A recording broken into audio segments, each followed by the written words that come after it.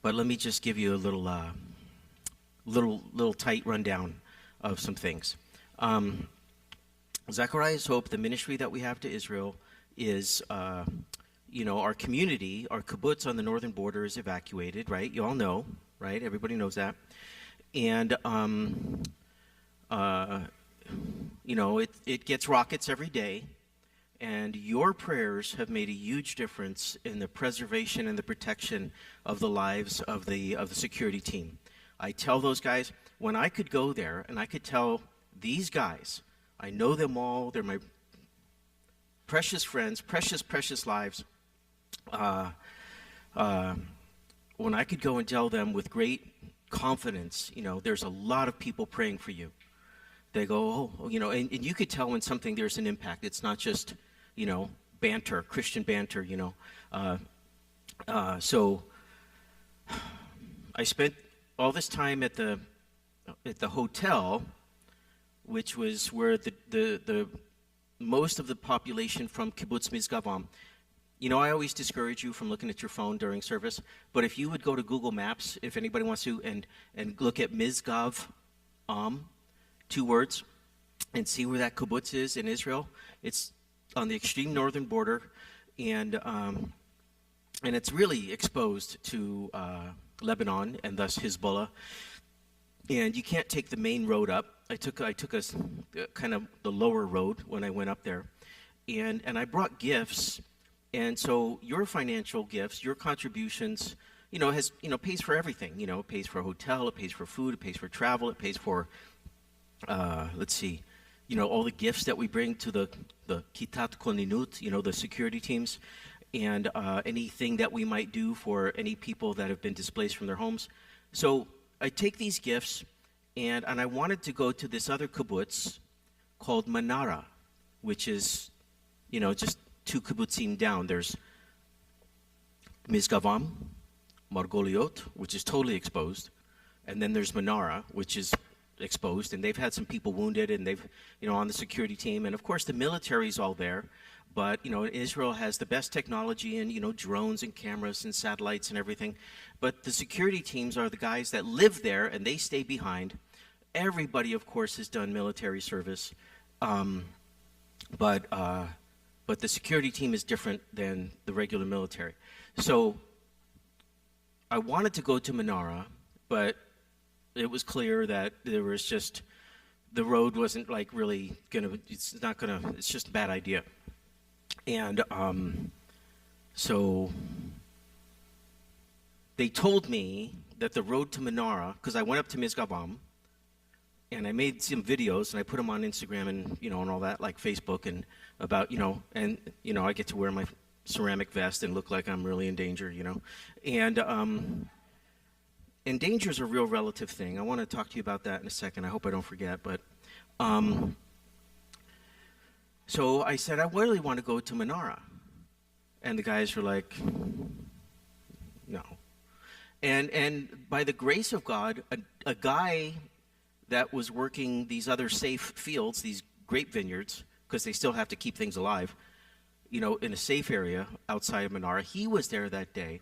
So I rehearsed my speech to the Manara guys, and I gave it to them, gave it to him, gave him all the gifts, and I just said, we didn't forget about you. There's lots of us that are praying for you. We love you.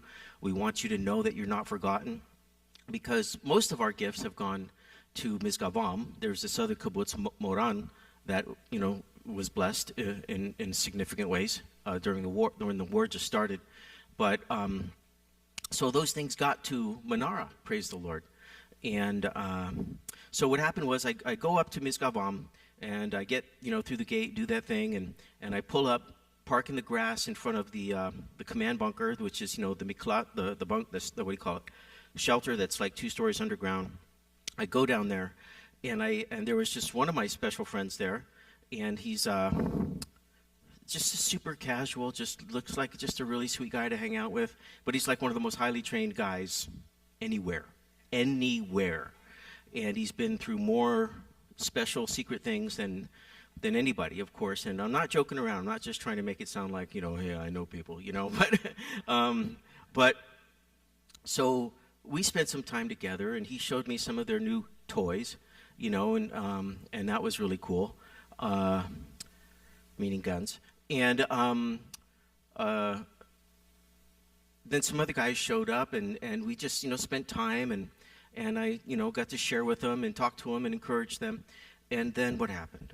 Oh, the leader comes up, he shows up, and he says, "Do you want to go see this other guy?" And I'm like, "Yeah, I want to go." So we go to this apartment, wake him up, and right next to his apartment, there was a big hole in another apartment, and that's obviously what a rocket does. And I didn't bring that picture, but we woke him up out of his apartment, and he only slept there because it was safe to, because otherwise, if your house is not in a good position relative to the angle of rockets, then you don't sleep there.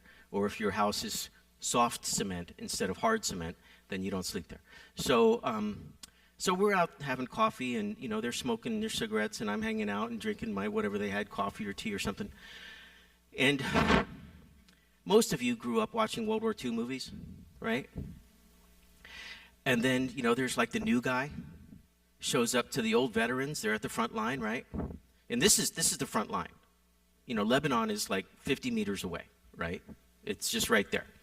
And then you hear a boom, boom. You feel the booms, you hear boom. And the new guy goes, "What's going on?" And then the veterans go, "Relax, kid. Those are ours." Did you ever see that? Anybody? You must have seen. You must have. Who raise your hand if you've heard that in the movies? Watch more movies. So, watch more World War II movies. Watch the black and whites. So I was the new guy, and that was those guys because we heard things going off, and but how they're just casual and they're relaxed, and I just want to throw out that little vignette because safety, is, sometimes people think, "Oh my gosh, it's so dangerous, there's this, there's that," and I feel like unless I get lifted up off the ground by an explosion, I'm fine, and if I hear gunfire, I don't know where it is, then I'm totally safe. If I'm 2 stories underground, I'm totally safe. If I hear a boom or a whump or or an interception happens overhead, I'm safe, because God's got it, not just because God's got a job for me, because there I am doing it and I'm fine. And the old story is true. Oftentimes people, they'll send me a text, "We've heard about what's going on over there. Are you gonna get out on an aircraft carrier or whatever?" And I'm like, "I don't need any hope from the Biden administration. Thank you very much. I'm fine." The last thing I'm going to do is humiliate myself in a military evacuation.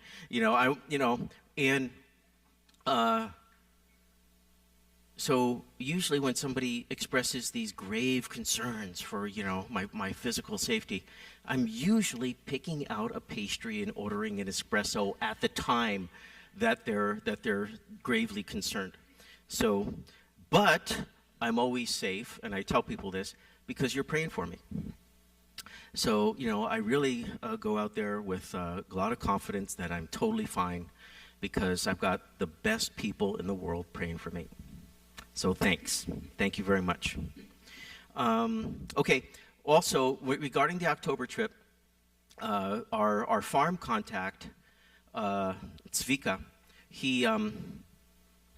I've got too many stories about what God did and how he made connections and really just blessed what we're doing over there. But that somebody offered us land to build another prayer amphitheater overlooking the Sea of Galilee by just a couple kilometers. And we're overlooking the kibbutz that has the Jesus boat. You've heard of the Jesus boat? So it's in that area. And one of the things that we were going to do is we want to connect people with Israel. And so I'm going to go around other churches and tell the other churches that support Zacharias Hope, and you guys obviously, that you can buy your own olive tree, and then you pay like a yearly fee, and then you get olives once a year, or olive oil, or both, at harvest time, which is October. But we went for a ride in the farm country, and there's this huge, massive, overgrown olive yard, and he's like, this is available to us right now. We just need to go through and prune. And I could just feel the energy off Tom Hellenius right now. He's like, give it to me. I'll do it myself.